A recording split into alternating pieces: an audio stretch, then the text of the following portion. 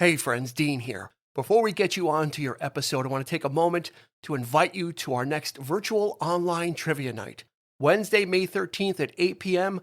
Join us either on our Facebook group or on our YouTube page for 3 rounds of fun trivia, music questions, movie questions, general knowledge questions. It'll be a fun time and a chance to win some prizes and have just a good relaxing night of some trivia at home. You don't even have to go out for it. So don't forget, Wednesday, March 13th at 8 p.m.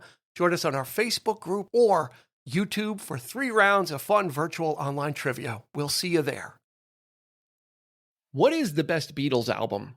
We're not sure, but we may try and make the case for Rubber Soul right here and now. So stay with us. Get ready for the 3324 podcast, where lifelong friends Dean Legiro and Eric Kuber share their love of all things music and movies. Dean has directed short films and is a music trivia buff. And Eric, trained in audio engineering, brings his extensive knowledge of music and film to the conversation as they discuss, debate, and celebrate their favorite albums, films, and much more. Welcome, friends, to the 3324 podcast. Dean Legiro here with Eric Kuber. Hello. How are you? How are you? Yeah, good. Always good. It's always a pleasure to get together and do this. So there's something strange about this episode already. I feel something different. What is it? What is it? Why does this feel different? I think it's because perhaps we're doing it in the daytime. That's what it is. We're recording this in the day, and normally this is record it at night when you have the mood and you can adjust the lighting. And this one we're recording in the morning, which is very odd and very out of place for us. Not that we're like constantly hungover and can't function. We just tend to schedule it at night just because it's easier to do it that way. And this one is an afternoon delight, or a morning delight. Yeah, so let's call it brunch. This is our brunch with the episode. Yeah, there's those radio shows, Breakfast with the Beatles. Well, we'll do brunch with the Beatles. This episode will be that one. So thank you for joining us. We appreciate it. It's always a joy and pleasure to talk about music and movies, and we hope that you enjoy it as well. So if you do, go ahead. If you listen on Spotify, give us a rating. There's 5 stars available, and I say you use them all. That's just the easiest way to do it. Leave no star unturned. Yeah. Join us on social media, 3324 Podcast at Instagram and Facebook. You can do that as well, too. And hang. That's like the hang. That's like the diner, like hanging out at the diner at night. Like that's, going to our social media is like the hang. Yeah. This is like the event, and then going there is like the after when you're done, you're hanging out, and you're just hanging with some really great people. You're finishing out and that and whatnot. So that's like our version of like the diner, hanging out afterwards. So join us there as well, because we'll save a seat for you, or we'll save a booth. Yeah, and we've always got gravy for the French fries. Oh, the gravy, the gravy. So this is the sauce. Is this the sauce? Dipping the cheesburger in the gravy as well too. So if we're gonna go on diet, we can go on a whole diner thing. Right, the jargon.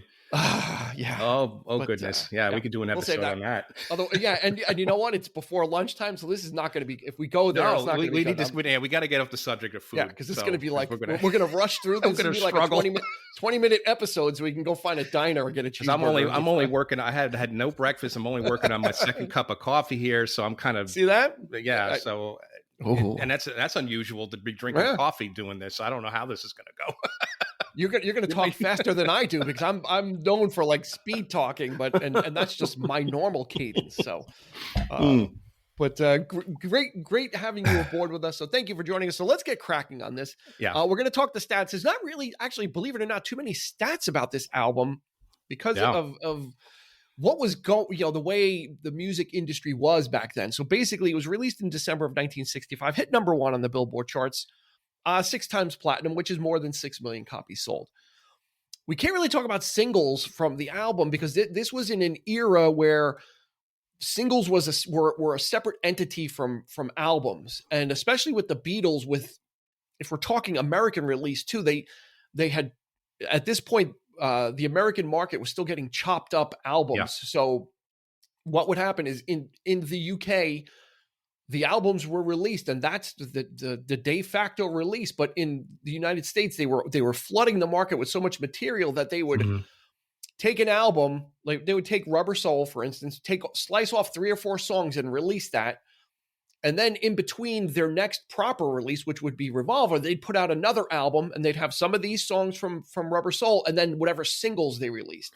So they were in the US market, were cobbling together these other albums by shaving off material from the proper releases, which, back then, I guess it made sense, but they didn't feel the need to do it in the UK, but for some reason in the US they did. So you got these albums that didn't really exist. Right. And we had no idea, right? I mean, when we were younger, you saw these albums like, what happened to that? And when they released them all on CD back in the late 80s. Like No Yesterday and Today, it's like, well, that didn't really exist. I thought there was an album called that. And wasn't there an album? Yeah, Meet the Beatles and all this, these other names. The Beatles' second album. And they were releasing them proper. They were the British. Basically, and those were basically compilations. So released, I guess, So which is a weird thing because also, if you're getting singles released or you're slicing off material from albums to put it on other albums, you're kind of missing the growth of a group. And again, back then, this wasn't really a thing about a group evolving and growing. So you were just happy to get all the material you could. And like you said, when they decided to, when the Beatles finally came to compact disc in the late 80s, it was they went with the Parlophone UK edition. So you got the full statement from the band, which now, thank goodness, you can't go on Spotify and get these other cobbled together things. So when we talk about it, we're talking about the UK release, and that's what's available anyway. Like which is the proper, the preferred. Yeah, if you're a record collector, nobody will argue that. I don't think anybody will argue. I think they tried to release when they did the British. I think there was a time when they were trying to release the U.S. versions, I recall, and they just didn't go anywhere. I think they just flopped. I think when I got into the Beatles at that point in the 80s, I was buying cassettes. So I had Yesterday and didn't realize that these were not releases. And then once the CDs came out, I'm like, why is there so much more stuff on Revolver than my cassette? Right. Yeah. Because they had restored you get the full statement from the band. Which makes sense. And this one, is hotly contested for as far as best Beatles albums go, as far as favorites go. I think if you asked anybody at a certain period, they would just automatically say Sgt. Pepper. And we did our Sgt. Pepper episode. It's that's widely recognized as but being is it the pinnacle? Exactly. That's widely recognized as the big artistic statement from this band. Yeah, the pinnacle of the Beatles idea. Album? Yeah. And the impact it had. What floodgates opened after it. So it's like a watershed album. And if you asked me back in the day, I probably would have said, Sgt. Pepper. But then as you kind of sit with the Beatles more and kind of look at their trajectory and kind of start to really get some nuanced, opinions in there, it might change, and for me, it changed to this album. Yeah. With Please Please Me, a close second. Their first album, I can't discount it as well.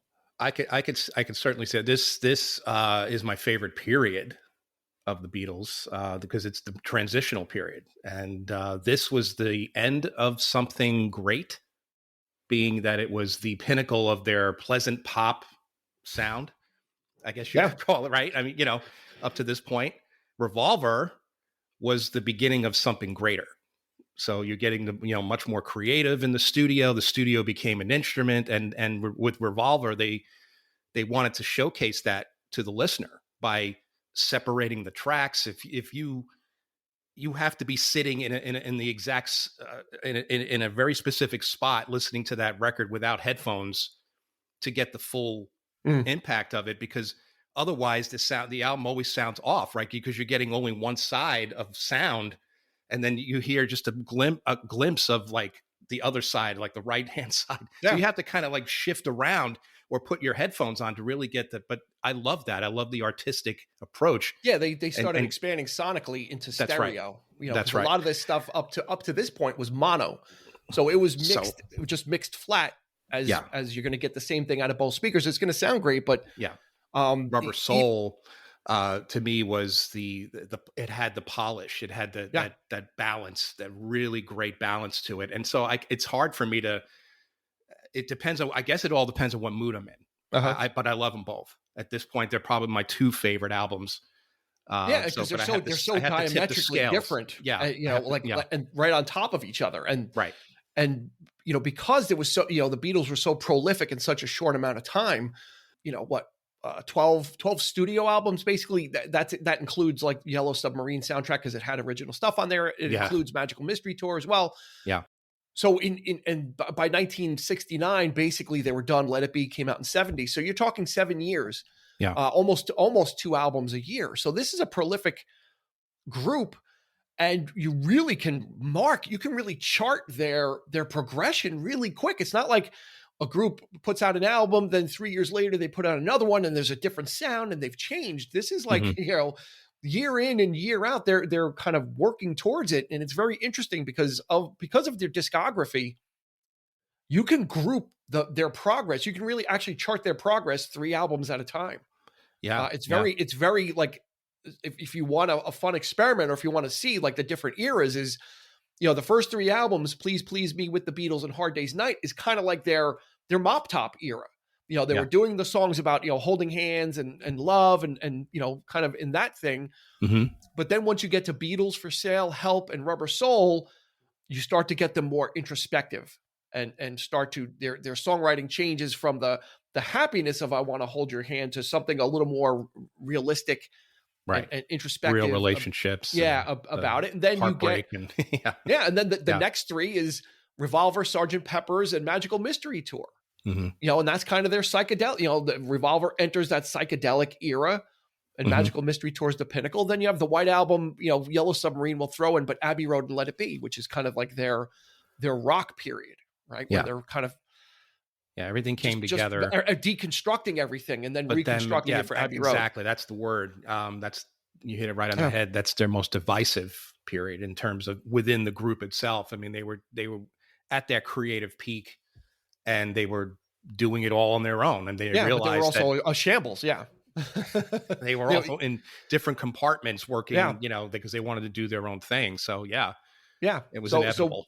So when we catch up with the Beatles for Rubber Soul, they're basically at the end of that introspective period. Mm-hmm. They were at the tail end. This came out in 65. They only had a few more touring commitments in 1966 before they would shut that down forever as well. Yeah. Arrangements generally, even with Beatles for Sale and Help, became harder to replicate on stage, just with the 4 of them. So even though in the studio it was just the 4 of them, just the arrangements were getting more complex, and the layering, and it wasn't as easy as just playing, Twist and Shout, which is 3 chords, and you can kind of bang those out. Yeah. They started getting a little more sophisticated with the arrangements. So then those songs became a little bit harder to really present at the time faithfully. So they were moving away from touring. Not only was it just a grind, but their music was outpacing how they could perform it as well. Yeah. I mean, they there's no way. I mean, I guess it would have been very expensive to have employed orchestras and horns and all kinds of, I don't think that was a thing back then either. I don't think they thought, I don't think rock and roll was like, I don't even think they weren't quite there, right? To do that. Well. Yeah. To mix that on stage. Yeah. Right. Yeah. It's kind of like we go out, we take the songs out, and we play them, and adapt. Not that they were being heard at their concerts anyway, just because of the loudness. But at this point, there was also some backlash starting to occur with them touring. They weren't as well received when they went to the Philippines. There were some issues. Yeah. So there was, there was just the time was right for them to chuck the whole notion of touring. Mm-hmm. And by doing that, they also started to take their own fate into their hands, which Sgt. Pepper would be the, like the zenith of we're not going to tour anymore. We want to spend time in the studio. We want to just work on the music instead of doing what the record company says we have to do, is go on tour and you do the TV shows or do whatever it is. It's kind of like, no, we're not going to do it. Yeah. We're going to start to take control of our own destiny. And that's what this album is really the first step towards that. I agree. And, there was a time when I think we talked about this. There was a time when we, when you're naive and you don't know the Beatles music all that well, and all you hear on the radio is the yeah stuff and the Mop Top, the pop hits, and it's like, oh, they're one of the most influential bands of all, ever. It's like, I didn't see it. Like, I don't get it. I was already into, getting into prog at the time. And I'm like, this is so much more. And it took, albums like this, and especially Revolver, which was edgier and more, the prog in me really came out with that record because, I favored it because of that. Tomorrow Never Knows. When I first heard that song, I was like, okay, now I get it. Courtesy of Phil Collins, right? No, the first time. No. Really? Because that was the first time I think that might have been the first time I heard it. No, the first time I heard the Beatles version, and that's when I understood what they were about. That's like, okay, now I get it. I get the psychedelia, what they're doing, and I can see why they're so, that there's like, you go into one of those like, wood nickel places where they're selling posters and T-shirts and incense and all that kind of, the Oleant and White Plains, right? You know what I'm talking about? Oh yeah, absolutely. With the pins and all that stuff, and now known as a head shop. You're overwhelmed by the scent of the place, and then you see like these really psychedelic posters of the Beatles, and I'm like, I didn't realize that they were that kind of band, until this stuff started appearing. So yeah, they did so much in such a short period of time, and all of it was legit. I mean, they were the mop tops that the girls were screaming over. Then they became, the influence of Dylan on Beatles for Sale, and this 3-album cycle is apparent. That their interactions with him and meeting him. This album is known as the Weed album because they were heavily, all of them were dabbling in pot and marijuana. They hadn't, the psychedelics were just on the horizon, or they maybe had started a little bit, but McCartney was still kind of iffy about it and not wanting to partake. So yeah, they were all those things. So yeah, some people may know them only from the Pepper psychedelic. Some people may only connect with them on the later rock and roll long hair stuff that they were doing. And that's what's amazing about the Beatles is all of it is one band. All of it's legit. The progress is there. So you can, again, if you take these in 3-album chunks, you'll see how a band developed and grew on their own terms. They went through the whole hand-holdy stuff and the poppy stuff and matured, had experiences that all matured them together. It's not like Lennon was writing, the biting stuff, and then Paul McCartney was still doing yeah. They all kind of took the journey together and all grew as a unit. And were all of the same mind when they did all these things. It wasn't until the White Album when things, there'd be that fracturing of, I want to do this, I want to do that, I want to do it my way, or I feel the need to do it on my own. Well, anytime you saw anybody write them up, documentaries galore, well, especially the anthology. I mean, that there's probably no better example of what you're talking about than that, where everything is done in sections and you really get a sense of that growth. Yeah, it's amazing that they did all this in just a short period of time too. Yeah, 7 years, literally 7 years, and the impact is felt far and wide. So, and this album is only the second, believe it or not, this was their 6th album, but it was only the 2nd album of all original songs. So, and this would be that breaking away of not, they had done a lot of soul music on their previous ones. You really got a hold on me, please, Mr. Postman. Really influenced by R&B. R&B, James Brown, all that kind of Oddly enough, you wouldn't think, but that was the music they were influenced by. And Rubber Soul is really the 2nd album. The first one was Hard Day's Night soundtrack, so that was a movie soundtrack. So they did everything. Yeah. This is only the 2nd album where they wrote everything, and then that would continue through until Let It Be, when they, actually, no, even Let It Be didn't have it. They were doing covers during the sessions, but it would be all originals. And they did get to that point where the songwriting was just strong. I mean, really strong on this record. I mean, you go from that, like you say, let me hold your hand. And they wrote some really incredible lyrics. And in the harmonies too, the arrangements. This album is just on Michelle. Magic. Oh my God! Just it sounds like a throwaway song, and it sounds like one of their wimpy McCartney songs. But you listen just to the arrangement.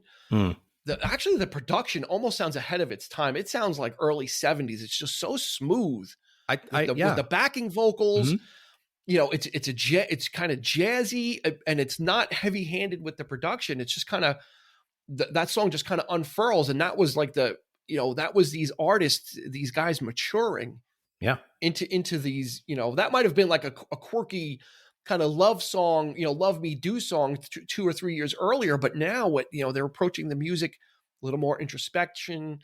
Yeah. Lennon is feeling a little more free. So you start to see that divide where his stuff is more biting, like Norwegian Wood, you know, and about an affair, you know, kind of coming clean or using personal experiences about an affair that he had with the woman. The very first song to use the sitar. Yeah. Appeared, was Norwegian and that just started a whole other exit on popular music of all of a sudden, if the Beatles did it, and then all of a sudden everybody started grabbing a sitar Indian influence and putting it in there. And Ravi Shankar became, became elevated within that just because, George Harrison is into it. So he must be right, and they were so influential on just using the sitar in one or two songs. All of a sudden, but to use it in a pop song, is mind blowing. It's like this isn't Indian classical music. This is, you're taking that instrument and you're employing it into a pop song was brilliant. And you first almost don't know what it is because it's used very sparingly. It's not like, here we're going to, it isn't like with, Within You, Without You, where it's just straight out, Indian influence. It's kind of like, here's a pop song or here's a song we're doing. And is it a banjo? Is it a mandolin? Like you, it's what is that so weird? Sparingly that you're really not sure what you're hearing for the first time. And then just like, it's a sitar. It's like, because it doesn't really pop up again. So it's kind of like they're starting to experiment. And like you had said, studio as a tool, right? We talk about that with Brian Wilson. We talked about it certainly with Sgt. Pepper is them understanding of this is an environment that is conducive to experimentation. If you open yourself to using it, not just coming in. The difference is they weren't coming in and recording performances anymore. And that's basically what they would do. They'd kind of, do the song and record it. And now they're creating music instead of recording something they wrote, which is a difference. It may not sound different, but it is different. Spending time in the studio, they became more involved with the mixing. They used to not show up for mixing sessions. They'd be like, okay, whatever. They started showing up for those. We'll leave it to George Martin and Jeff Emmerich, and we'll let them handle not that they're not capable. Right. I mean, but they learned a lot too. But they started becoming students of that. Yes, absolutely. And they took interest, and that's really what George Martin loved about them was the fact that they came in and they saw that growth. And what blows my mind is the fact that at this point they were still only using 4 tracks. How they were able to get all of this on 4 tracks, especially this album, because like you say, the mix is so perfect. And there's a polish. It's such a warm album. It's a warm album. Yeah. It's got that comfortable feeling to it. And one of the reasons is also because McCartney, known for his Hofner bass, his violin style hollow body bass. On this album, he switched over to the Rickenbacker, which is a solid body bass. It gave him a lot more thicker bottom. The Hofner was a little bit thinner. And you can absolutely, it really fills out the album and gives it that deeper feel, especially when on Drive My Car, when that bass just kind of plops in, it kind of like drops in the beginning. It's a different, it's just a different sound. And God, I love this album. It's just, there's so many different. Yeah. And I think that bass would go even deeper on Revolver because one of the things that stand out for me on that record is the bass and the drums. Ringo's drums on that record are just something about that crack that they gave with I'm Only Sleeping and Tomorrow Never Knows. I just love those patterns. Oh, yeah. Good stuff. And I think this is the launching point. Sounds. As we've discussed before, this some of this might sound redundant, but this was also the springboard that really propelled pop music because in California, Brian Wilson was listening to this album, heard it, and said, this is a complete thought. This isn't a collection of singles or music that feels unrelated, even though these songs it's not a concept album. When he heard it, he goes, these songs are it's like one thing. Yeah. And I need to do something like that, so that set him on the path to start doing Pet Sounds in between Revolver would come out. But when Pet Sounds came out, the Beatles heard that and said, wow, that is one-upping us. Our interpretation of something like that is Sgt. Pepper. So they're not exact copies. They're listening to it, digesting it, being influenced, but then doing their own thing. Yeah. Which then someone else hears. And it's just this musical communication between the Beatles and Beach Boys, this back and forth. Yeah. Communicating via music and inspire, not that, I'm going to be better than them because they suck. It's the mutual respect they had for each other. I don't know as what it is. Musicians and as creators. Right. But I don't know what it was about the British artists of the time. I mean, because like we talked about, we mentioned in the beginning, it's like the US had this sort of like selling it, getting it out, single mentality. Like we got to have a hit single, boom, boom, boom. Even then it was like, and albums of the period reflected that. They were just, there was this sort of disjointed feel to a lot of these early like pop groups, and even in America. The albums were mostly filler. You'd have like right. a couple of hits, and then you do like, the record company would direct you to do covers or stuff that you didn't want to. The idea of concept, I think, started with the British guys. I don't know. I that's my opinion. I don't know. I mean, I can't think of any other like American band aside, before Brian Wilson, outside of Dylan. I mean, Dylan might be the only one who. Yeah. But again, he was considered like folk. He was considered, he was considered something different. So, and folk musicians always had, songs of conscience and politics and stuff like that. So it was almost a given. Okay, well, Dylan, that's the way he's going to be. But you have the Beatles, like you said, kind of coming in, and everybody would follow them. The Beatles are becoming serious. Well, now we can. I guess the Beatles were always testing or dipping their toe in the water of how far you could push the boundary of music, where this is pop music, but what if we got a little more serious? Because again, rock and roll was still very much in its infancy. It was still a long hair or juvenile delinquent type thing. And like this horrible Garage thing. band. And it wasn't taken seriously. And then the Beatles just kind of kept at it and kept maturing. And that's when the critics started picking up and saying, wow, this is something. They're selling doing it. They're something selling different. Their own thing. They're writing their own music. They're recording their own music. They're taking that interest. They're playing everything on it. They're arranging everything on it. And this is unheard of. A lot of artists, had songwriters writing stuff for them. All the popular artists, we talked about like people like Carole King coming in, like, and writing all her own songs. Her album Tapestry really broke that mold too. It was like people were starting to emerge, but the Beatles were doing it first. And they gave everybody they kind of kicked the door open just for all these different genres and people to, again, be influenced by different parts of what they were hearing. And Rubber Soul fits into that. This is kind of like I could see Rubber Soul as influencing like the singer-songwriter generation, because it's got that plaintive, no doubt. Plaintive I see that. Feel to it. But and the lyrics are genuine. They're about things, like I said, if you look at the Lennon stuff, Norwegian Wood, Nowhere Man, it's my favorite. The Word, Girl in My Life, and Run for Your Life. These are, and if you just listen to the Lennon stuff, you'll hear that he is really just kind of starting to become comfortable kind of in his own skin, expressing like his own thoughts, whether they're good, like Norwegian Wood, like I said, it's about an affair. That's not a good, that's not a thing you want to be singing about, especially when you're still married. But it's feeling comfortable in that he felt like, what, I can start expressing some of this stuff. And you see that, his songs, just going by the titles too, are definitely on the more introspective side of personal things that he was going through, especially in My Life. I mean, that's like one for the ages. And it's something that, I think we can all connect with. And I think that's why Lennon is so praised and so, even outside the Beatles, that's why he was so beloved, I think, but he was also he could also be very angry. Yeah. Very like, he could really push people away and Run for Your Life. I mean, some of his stuff. Yeah. The album closer. His stuff was like, whoa, this wow. Can't believe you're saying, and then songs like Mother, and some of his solo work and like his early period of that, it was like there was this anger and this, but it was true. It was this real emotion that was coming through. As a songwriter, and that was really letting that show. And that's and you kind of start to see this the split here, because McCartney's stuff, it is introspective as well, but not. It doesn't feel as personal, but he's developing into an expert songwriter at this point. Right. That's he's churning them out. He's, but he was always the I want to be the rock and roll star. I'm going to, write songs, and he would churn them out, and not all of them were great, but he was the most prolific. There's no doubt.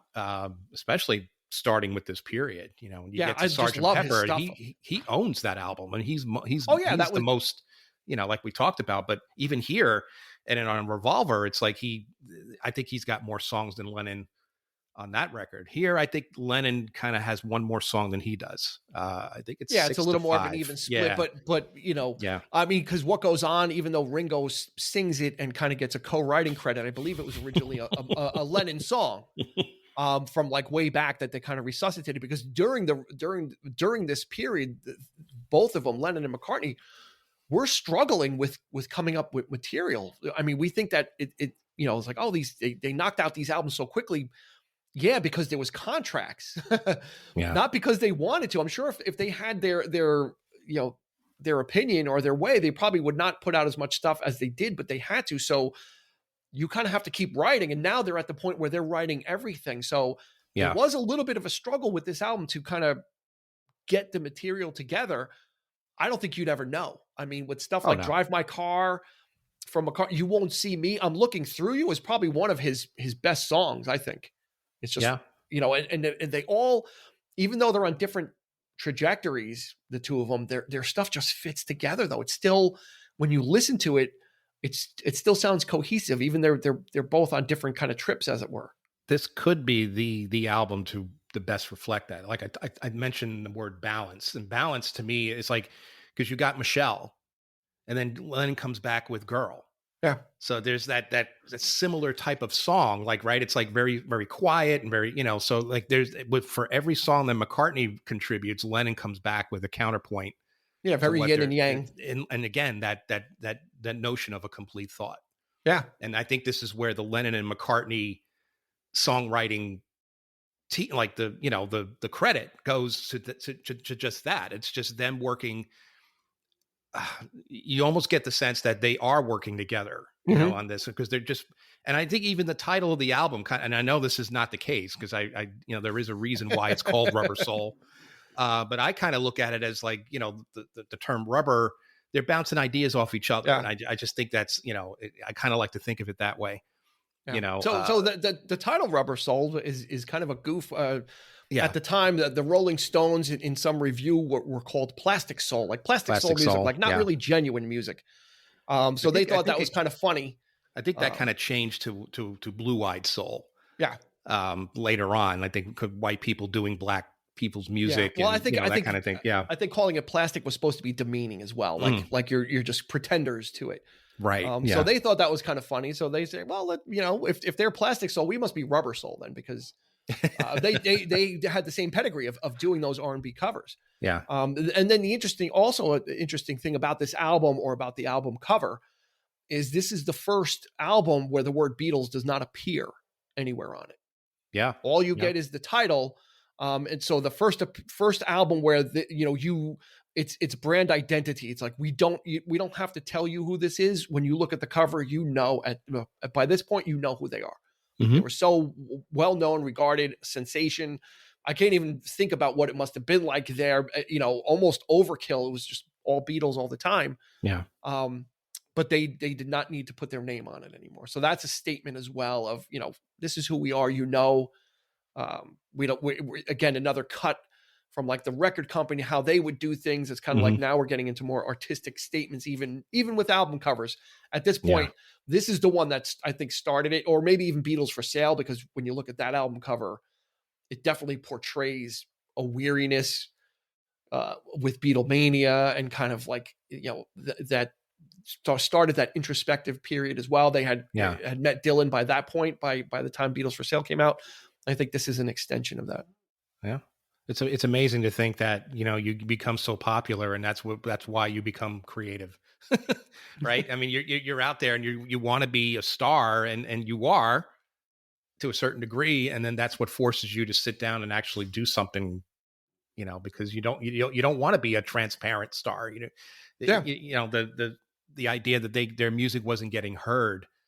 I can't imagine what that must've felt like to them. Because because of the screaming, and all the girls just want to rush the stage, and it's frustrating, right? Because they're musicians, and they just want to, we're doing something credible here, and we want people to start appreciating that. So we don't want to be drowned out. And speaking of drowned out, George Harrison makes 2 appearances on this album. Again, he was still at this point of being relegated to 1, maybe 2 two tracks, but they're pretty, think for yourself. Again, that it just fits in with this introspective stuff. And Very if I underrated needed someone, track. Nobody really talks about that. It's one of my favorites by yeah, him. Yeah. It's yeah, and again, I think this was the time that McCartney says, George was starting to peak at this point, from here to Revolver and then and on and on. And it was just, and then of course you get to Abbey Road and something and stuff. yeah. Here, And again, and then he would have that just explosion of content because of the songwriting backup he had. All Things Must Pass would come out, which was a triple album. He still wasn't getting enough yeah. due or enough time. Yeah. I mean, two tracks per album. Yeah. If that, so, but he does make the most of it. I mean, these are not, some of his earlier stuff was again, he was kind of following Lennon and McCartney. He was keeping pace with the tone. He wasn't still writing "I'm happy just to dance with you" type stuff. Yeah. Even though he was only getting 2 songs per album, he was still keeping. They weren't outliers. It didn't sound like, well, this guy's disconnected from what these other two are no, doing. he was watching them the whole time. They were definitely fit. influencing him. There's no doubt about it. And we talked about Get Back, the Peter Jackson documentary. You see this happening in the studio where George is sitting there watching Paul McCartney just compose a song in like 5 minutes. Yeah. It's amazing to watch. And the same thing with Lennon. Him and Lennon are going back and forth with ideas. And, so he really, they kind of just, he learned a lot from them. And, and it's frustrating when you think, oh, I do got something, but and they're like, well, you're not quite there yet. And I think a lot of that had to do with George Martin too. I think he turned around and said, not that you're not quite there either, but you're not Lennon and McCartney. So not that, George Harrison on his own probably would have been a good, and he was pop that star blunt during then. And Martin was that blunt. He would just be right up front with these guys and just be, and I guess that's where a lot of the the tension started, Yeah, but, and it can't be easy to deal with. I mean, it's not, especially when you're in the mindset of become a blossoming as a songwriter, as a musician, and you think, oh man, this stuff is just as good in your mind, only to get shot down by, the notion of like a solo album didn't really exist. Like there wasn't that thing. It was like a group was a group, all for one for all. And groups would switch members like the Rolling Stones did or whoever. Yeah. But there was still always that dynamic of, the guitar player from the Beatles is going to put out his own album. Like, why? Yeah. Right. Yeah. Because it wasn't thought of that way. And it would still take a couple of years before that notion of doing something separate outside of this dynamic. Right. Because it was so iconic of these four. That you almost feel, and I guess he, probably felt like even if I wanted to do something, I probably couldn't or wouldn't, because I'm part of this machine called the Beatles. And that, and you see, he would get very frustrated and disillusioned with it towards the end. No doubt. But the stuff on this album, just the two he's got, If I Needed Someone and Think for Yourself, they're slam dunks as well. They fit in. They fit in well with the tone. They fit in well musically with what's going on. I mean, he was the guitar player, so. I would argue that, like, especially on If I Needed Someone, you got that. He's got that rhythm. He's got that. I mean, it's just as strong as any song on this record by Lennon McCartney, I feel. And then you get to Revolver, and he does something like, "I Want to Tell You," and he's got this really odd piano piece, that chord that is just off. And so he was doing, something even more, more than what I think at that point Lennon and McCartney were doing in terms of odd chord structures and things like that, and changing of chords. So so that, and was he like, only had himself. He didn't have the bounce off. And that was that. I think it was at that moment where they were like, "Whoa, wait a minute, what was that?" Kind of feel like, "Hey, this guy's got something here." So yeah. But I think this, this album, I don't know when it changed for me, and when all of a sudden, like, I became like a Rubber Soul advocate in a big way. I think maybe as I just kind of stopped listening to Sgt. Pepper as much because I was so familiar with it, and then you kind of start circling around some of the other ones, right? And and just for some reason, like, this album to me is the stronger statement of the band kind of coming of age and maturing. I agree. Yeah, pretty much. I think it's, because of that. Again, if you look at these things in 3 album cycles, this is the last album in this kind of growing up adulthood. Mm-hmm. If you look at it as, the beginning 3 are like teenagers, and this is like young adults. And then the next grouping is like they're adults. And then, like you can kind of look at it that way. And this is them growing up and learning about, not just, strumming a guitar and having girls sing, but creating music, and more time was spent in the studio instead of knocking these things out, it's the whole package because of really. commitments, sound, lyrics. And that's something that does change over time. When we were young, we always talk about how when we were younger, music was always the most important thing. And if it didn't catch us right away, those hooks, those, of especially in the 70s, and, some wonderful music in that decade. If we weren't hooked on it, we didn't pay attention to what they were talking about and the lyrics. And here's a perfect example of really introspective type, like In My Life. I mean, that's a heavy song, and we all have experienced the loss and of people in our lives, and love and this and that. And it's now you look at this song now and it's an evergreen. It is this could be like the theme song of the soundtrack of your life, in a sense. Yeah. Yeah. So it's universal. It's universal in its appeal. But to your point about, being attracted by the music, I mean, this album has hooks for days. Drive My Car is got one of the great Beatle hooks of all time. Right. All of it, Nowhere Man, all these songs are also very catchy too. So I don't want to portray that this is, and there's only one song that's over 3 minutes. Everything else is like 240, 220. Yeah. It's a very short album. Like they get in and get out with these ideas. Which I like too, because you kind of you're getting all the meat and none of the fat. They're really kind of getting into these songs, giving you the hooks, giving you the lyrical material that you need, and then getting back out. So it's kind of like the best of both worlds, where you're getting these pop songs and pop length songs, dealing with some advanced material, dealing with some bigger things than holding hands and going out for a soda. So you kind of, for me, for like the person that really likes the pop music, maybe, and that's maybe what this is these are quick, like bursts of great, like inspiration in songwriting of here's some ideas.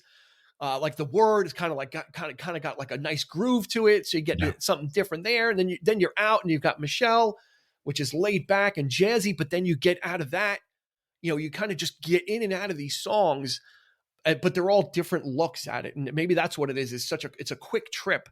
Yeah. Through them maturing. Yeah, I agree. I totally agree with that. For popsters like me, aging popsters, that's maybe what does it for me too, is also just a lot of, there's 14 songs, because the songs are quick. Yeah. You're also getting a lot more material. Well, that's not like the other albums where they get a little bit longer. The wonderful thing about the Beatles is there's a little something in it for everyone. No matter what you're into, there's a little, even with like heavy metal, and you think of songs like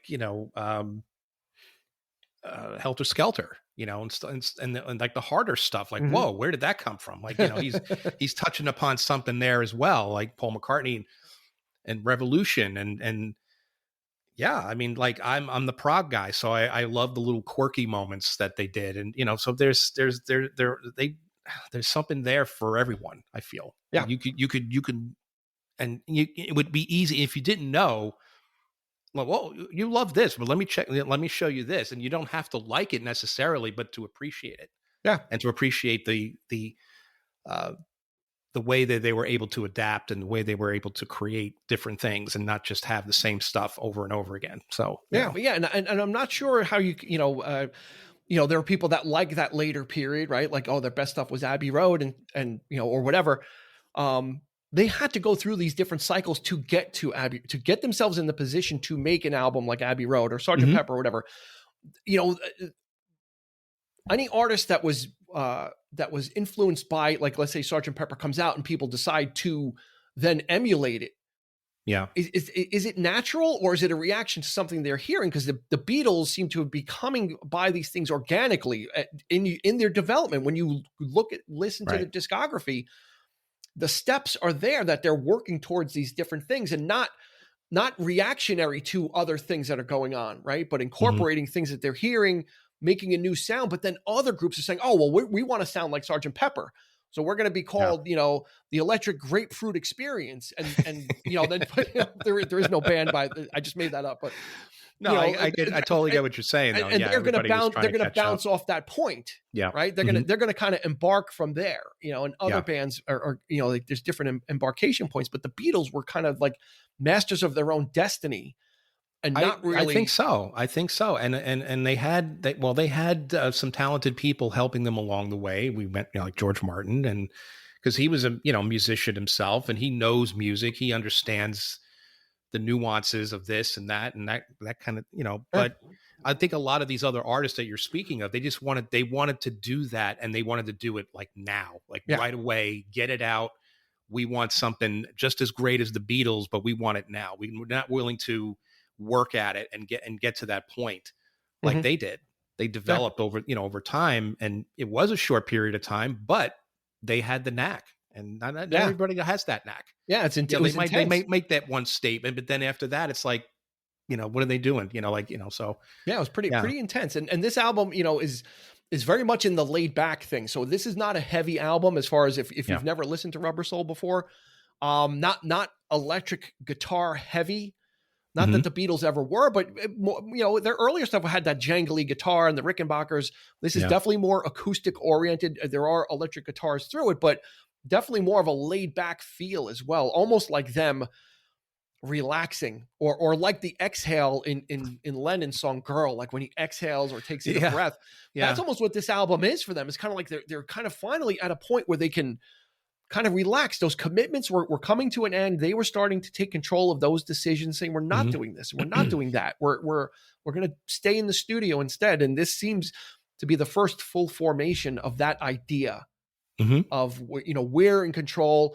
George Martin is our producer, but we're going to become more involved. We're more inquisitive about these things, and want to learn not just about being a musician, but about making music. Right. And that entails engineering and mixing and all that kind of stuff. And then that empowered them to even further go later in the Beatles' career and their own career to start making stuff on their own and understanding how to produce it, or what sounds right, or how to mix, Right. They got their education on these albums. Yeah. Yeah. No, there's no doubt. And then you get to go from here, and then in Revolver, it's like now they're kind of wringing their hands and saying, now we can get to work. Yeah. Right. I get that feeling like we're doing something so radically different here, and it's just like night and day. And yet they complement each other in a way. Like I could in a weird way. They're diametrically opposed as far as if you listen to Rubber Soul and you listen to Revolver, you'd be like, okay, what album did I miss that was in between? Yeah. Right. Like very much so. Like that's right. What the hell happened? Exactly. Yeah. But you're right. They do fit because there's no psychedelic leanings on Rubber Soul whatsoever. So there is that, and that's why this is like I call it the last in like their growing up period. Yeah. Because the next evolution, you've got Good Day Sunshine on there, and you've got to Get You Into My Life, which are threads of there's threads of Rubber Soul in there a little bit because it's more the poppier stuff, and McCartney's a little more. But there was more a little more stable as far as that kind of stuff goes. More of an edge to it, I think. With Got to Get You, the horn section in there, it was like it's really brass, and it just like gets in a kind of even Good Day Sunshine, it kind of builds up. Yeah. But even that, it feels like you're in a dream, like it's like in sort of constant dream state with that record, And the way the album just kind of like I said, like separates itself. Again, I'm referring to the title here. In my weird weird way, I think about this crap. It's just, I just go off on weird tangents, but like the term revolver to me, it's like separate chambers, like of a gun. You're looking at, and when you listen to the album, it kind of, it has that appeal, like, cause you can hear everything's just so separated. And so you hear the vocals on one side of the channel and all the music on the other. And you don't even have to turn the dial to kind of work with that. It's like there, so they started. Yeah, it was just the next, very odd album, edgy, and I love it. And I used to like it. I preferred it over Rubber Soul, but now I the two just go together It's like Yeah. they're like peanut butter and jelly or something. It's just, they just complement each other so well, I think. And You it's my got your favorite rubber period. soul. You got your rubber soul in my revolver. No, you got your revolver in my rubber soul. Right? Like No, Reese's. it's probably it's my absolute favorite period in that Yeah. that transitional period when they would go on to do their biggest Because statements, but they're still hungry. They're still like figuring it out, right? And then once you exactly, get to and I Sergeant love Pepper, that. it's kind of like they got over the mountain. Right. And then it was just kind of everything started to kind of dissipate and I dissolve. love those moments when it's like, this is when this happened. Yeah. Moments in anybody's career, movies, whatever whatever. I love those. I prefer those moments over the big moment, because after the big moment happens, it's like, okay, well, now what, kind of Yeah. thing. So you reach that pinnacle. Can they maintain that? Can they do that? Here, it's like, that there's something on the horizon, but this is really good right now. What they're doing is just, It's fun to listen mind-blowing. to. It's fun to listen to it in it, like in that context, right? Mhm. And listening to the Beatles albums is one thing. You can listen to it and enjoy it, but if you listen to it within that context of what you're saying, of they didn't Yeah. know what was coming next, like Rubber Soul, they did not realize the impact that it would have across the ocean all the way to California. And then what that ripple effect would, what the response to that would be, then they fashion a response to that. Right.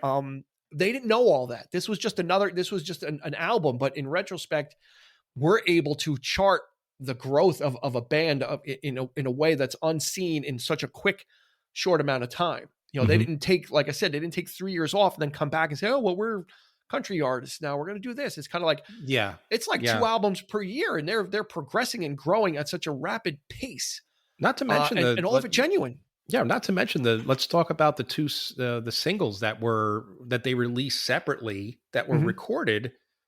And again, these are not songs that they left off because they're not good songs. These were, singles. We're talking about We Can Work It Out, which is one of my favorite McCartney songs. I mean, if that had appeared on Rubber Soul, I can't imagine how much better that album would be. We talked about that with Sgt. Pepper, with Penny Lane and Strawberry Fields. It's like, if those songs were on that record, who knows? I mean, the impact that the album would have had that much more, Yeah, because it was We Can Work It Out was a double A side with Day Tripper. With Day Tripper, right? Which is another one of those iconic, like kind of the iconic licks that they were coming out with, like Drive My Car and Day Tripper, Ticket to Ride. They were really getting good at these like riffs as well, just kind of and anchoring a song with it. So with Revolver, it was Paperback Writer and Rain. Rain is, oh my God, why that song is not on that album?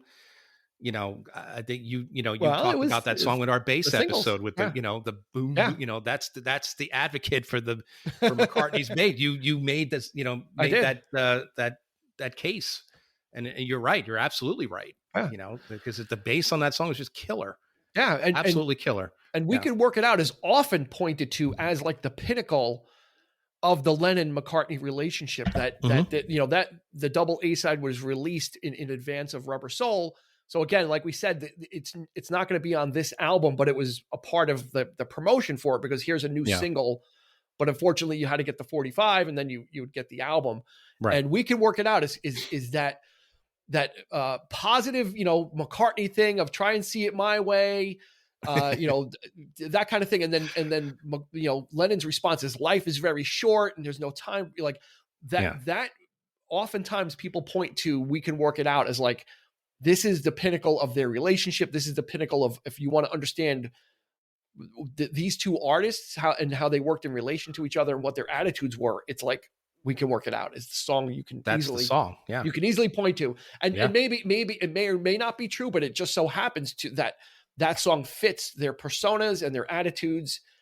The song, perhaps that's why it's not on the record, because the song is bigger than the album itself, because it's making one big statement there, right? So you could say that song, well, we don't need to put that on the album, because it's kind of like Good Vibrations with, why isn't that on Pet Sounds, when they were already starting to work that up, and then it did appear on Smile, which didn't happen. Yeah. But that song by itself is a statement. It's a masterpiece within itself. It was still this weird part of the industry with this whole Yeah. notion of singles and just Yeah. putting out a song that had nothing to do with anything and getting it on the charts, and then the albums were saved just for like other music. Like it was Right. like kind of singles is what you did, that's your popular stuff. Your best stuff is going to be singles. Yeah. And then you put out albums of other music, and the Beatles had started to kind of turn that, or the industry just started to turn generally with Rubber Soul, with music to be listened to, in one sitting, and you sit down and you're not picking out singles with filler, with other crap to support it. This is just a whole album of stuff for you to listen to, and it's all great. And that's where Rubber Soul falls for me. So I'm not sure if I advocated enough for it. What do you think? No, I think so. Let's talk about some of the songs. What are some of your favorites on this record? Everything. Everything. It's just, yeah. I mean, I just really love wrapping myself in this album. It's so comfortable. Yeah. To listen to, and maybe that's what it is too. It's just like the Beatles just really kind of hitting their stride. Of course, the standouts I pretty much hit, like Drive My Car. I really like the McCartney stuff because it's really up tempo and really catchy. Like I said, I think it was really refining that aspect of his writing, and then the Lennon stuff is the biting. The more serious, the more I like. There's room for both, and that's what I love about this album is it's balanced. Yeah, right? It's very well nicely balanced, perfectly balanced. It's got a great amount of songs. For me, like I said, the length of the songs are good. You get in, you get out. Mm-hmm. But you're not getting half baked. You'd think a song that's like 2 minutes and 12 seconds would be half baked, but it's not. They're completed songs, and they're not like cast off. So yeah, I can't say that there's one thing about it. I love when the opening riff of Drive My Car comes on, I'm ready for the whole album. I'm ready to go into it. Like ready for the whole thing. So yeah. But I know yours is, and you make no bones about it, is Revolver. Is your favorite as well. So it's odd now that people are starting to move away from Sgt. Pepper as the Grail. Yeah. Or as the de facto answer of, oh, well, I better say Sgt. Pepper because, that's, it was the number one album of all time, and this, that, and the other thing. So Sgt. Pepper is a very hard album. I think it's difficult to really relate to. I mean, mm-hmm. What are they trying to say here?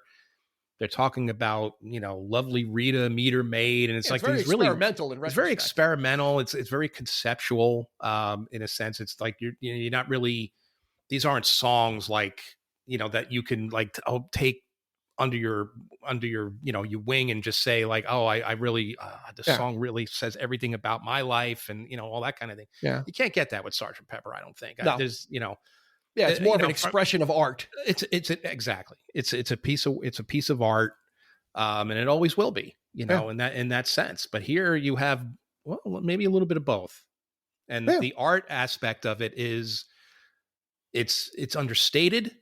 It's not as it's not expressionistic like in that sense, but but it's there.